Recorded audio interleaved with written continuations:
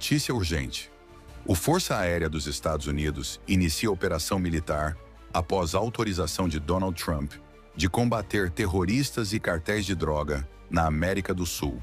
Aeronaves estratégicas foram vistas no espaço aéreo da Venezuela e agora, nesse momento, no México, e a qualquer momento também poderá ocorrer no Brasil.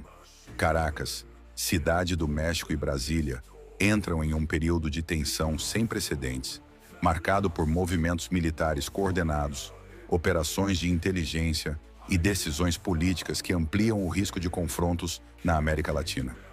Nos últimos dias, Donald Trump, presidente dos Estados Unidos, anunciou o aumento da recompensa pela captura de Nicolás Maduro para 50 milhões de dólares.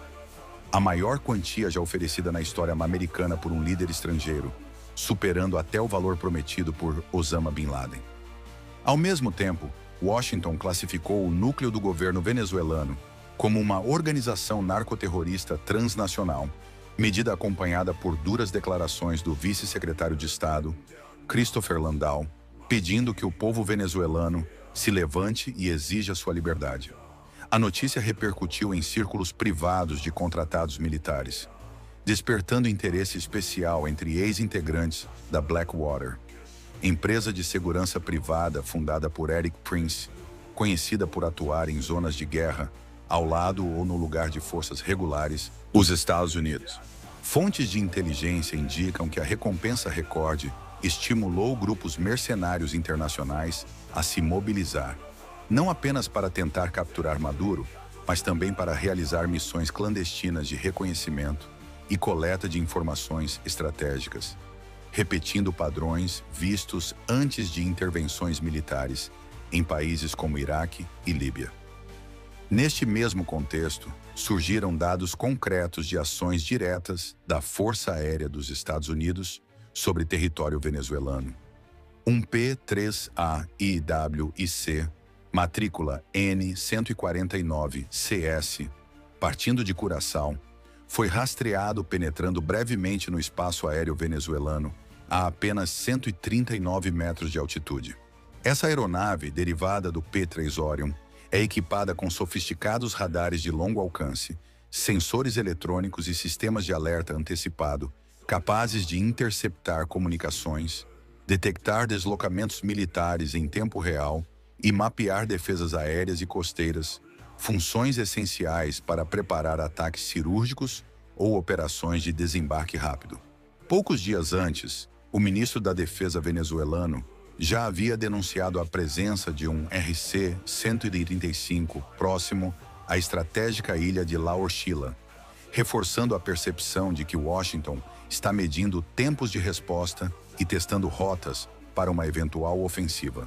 Enquanto isso, Maduro intensifica sua estratégia sobre o território do Essequibo, rico em petróleo e controlado pela Guiana, mas reivindicado por Caracas desde o século XIX. Nesta semana, a vice-presidente Delcy Rodrigues apresentou à Corte Internacional de Justiça novos documentos que, segundo o governo, comprovam fraude no Laudo de Paris de 1899, alegando que a decisão foi manipulada por conluio entre advogados britânicos e um juiz do Tribunal Arbitral, com apoio indireto dos Estados Unidos. Desde as descobertas de petróleo em 2015, a disputa pelo Essequibo reacendeu, levando Maduro a realizar um referendo simbólico em 2023 pela anexação e, em 2024, sancionar a lei orgânica pela defesa da Guiana Essequiba.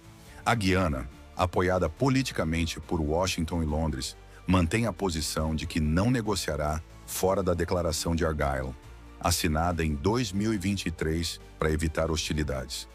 Analistas alertam que, sob pressão externa e interna, Maduro pode ordenar uma ofensiva contra o Essequibo para tentar abrir uma frente de negociação direta com Trump, usando o petróleo da região como trunfo.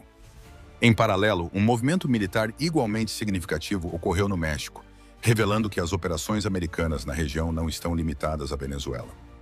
Um drone MQ-9 Reaper, na variante MQ-9B Guardian, da Força Aérea dos Estados Unidos, operado pela Agência de Alfândega e Proteção de Fronteiras, CBP, foi detectado cruzando profundamente o espaço aéreo mexicano após decolar de San Angelo, Texas, e voar por cerca de 3 horas até chegar à cidade de Toluca, próxima à capital. O aparelho, que permaneceu visível em plataformas de rastreamento até desligar seu transponder ADS-B, é capaz de voar por até 40 horas sem pousar, executar vigilância de alta altitude e transportar até 1 tonelada de armamentos, incluindo bombas guiadas e mísseis Hellfire, embora o CBP opere sem armas em missões de vigilância. A presença desse drone no centro do México, tão distante da fronteira, ocorreu poucos dias após Trump autorizar o uso das Forças Armadas contra cartéis de drogas classificados como organizações terroristas.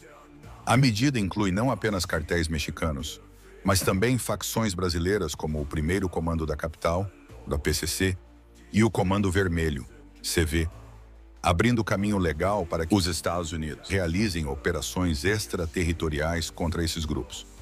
Essa classificação, inédita para facções brasileiras, permite a atuação de forças especiais, drones armados, bloqueio de ativos e prisões de líderes em qualquer país, desde que haja justificativa de ameaça à segurança americana. Especialistas afirmam que, embora improvável no curto prazo, a designação de PCC e CVV como terroristas coloca o Brasil no mapa de operações de inteligência e possíveis missões cirúrgicas, especialmente em áreas onde essas facções atuam no tráfico internacional de drogas. A conjunção dessas ações, recompensa recorde por Maduro, intensificação da disputa pelo Essequibo, incursões aéreas na Venezuela, vigilância profunda no México e a inclusão de grupos brasileiros na lista de terrorismo, desenha um quadro claro de escalada regional coordenada, no qual Washington parece calibrar simultaneamente múltiplos teatros de operação. Esse cenário eleva a probabilidade de que, nos próximos dias ou semanas, a América Latina testemunhe operações militares rápidas e de alto impacto, conduzidas por forças regulares e contratados privados, com consequências imprevisíveis para a estabilidade política e a segurança de todo o continente. A análise desse cenário revela que estamos diante de um movimento coordenado dos Estados Unidos que vai muito além de uma simples pressão sobre Nicolás Maduro ou de ações pontuais contra cartéis mexicanos. Há um padrão estratégico em curso que combina pressão política, demonstração de força militar, operações de inteligência e preparação jurídica para ações extraterritoriais. Esse pacote de medidas é típico de fases iniciais de pré-intervenção, quando Washington busca minar a capacidade de reação dos alvos antes mesmo de um ataque formal. No caso da Venezuela, a recompensa recorde por Maduro, somada à presença de aeronaves como o P-3AIWNC e o RC-135, indica que o reconhecimento eletrônico já está em fase avançada. Esse tipo de mapeamento de comunicações, radares e deslocamentos militares costuma ser o último passo antes de operações de precisão, sejam elas conduzidas diretamente por forças regulares ou por grupos contratados como ex-membros da Blackwater. A disputa pelo Essequibo entra como um fator de risco extra. Maduro pode tentar forçar uma crise com a Guiana para criar um novo eixo de negociação com Trump, o que poderia acelerar uma reação militar americana e transformar a questão territorial em conflito aberto. O movimento no México com o MQ-9 Reaper demonstra que a ofensiva é regional e não isolada. Trump abriu legalmente a possibilidade de usar as Forças Armadas contra organizações narcoterroristas e incluiu nessa lista grupos brasileiros como o PCC e o Comando Vermelho. Isso é significativo porque cria a base jurídica para a atuação armada do Ioisus até mesmo dentro do Brasil, caso se alegue que essas facções representam uma ameaça direta à segurança americana. Ainda que uma operação em território brasileiro seja improvável no curto prazo, a simples classificação coloca o país sob vigilância ativa, com potencial para operações de inteligência, monitoramento aéreo e infiltração de agentes. O ponto mais sensível dessa equação é que essas frentes, Venezuela, México e Brasil, podem evoluir simultaneamente, sobrecarregando a capacidade de reação diplomática e militar dos países envolvidos. Os Estados Unidos, ao decidirem agir de forma coordenada, a América Latina pode enfrentar um período de instabilidade semelhante ao visto no Oriente Médio nas últimas décadas, com operações cirúrgicas, mudanças de regime e intensificação da presença militar americana. O próximo passo provável será o aumento de sobrevoos, exercícios militares conjuntos com aliados na região e uso de forças contratadas para operações discretas.